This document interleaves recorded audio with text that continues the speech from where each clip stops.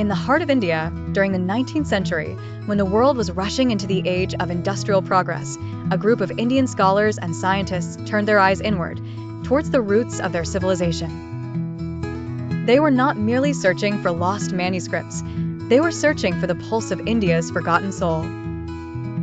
Among palm leaf manuscripts, fading oral traditions, and ancient temple libraries, they encountered what came to be known as the Vedas, the most ancient scriptures of Indian mythology and philosophy. At first, these texts seemed like collections of hymns, prayers, and chants. But as the scientists and Sanskrit scholars began deciphering the verses, they realized that the Vedas were not just religious scriptures.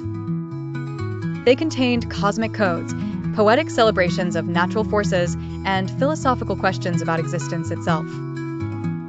The discovery of the Vedas was less like finding a book and more like opening a gateway into humanity's oldest surviving wisdom. Unlike other ancient texts that were written directly onto stone or papyrus, the Vedas had primarily survived through oral tradition. For thousands of years, they were passed down from teacher to student with meticulous memorization. Each word, each intonation, and each rhythm was preserved with astonishing accuracy.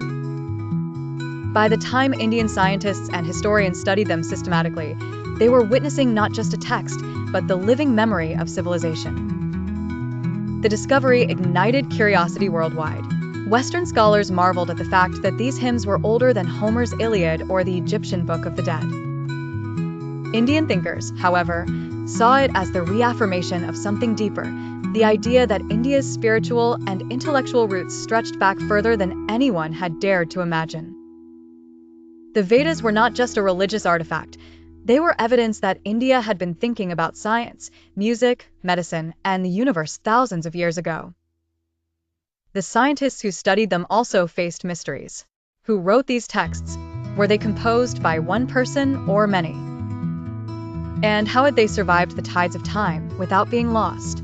These questions gave rise to a journey that revealed the uniqueness of Vedic knowledge. The story of the Vedas was not simply about a book. It was about the birth of human consciousness expressed in poetic language.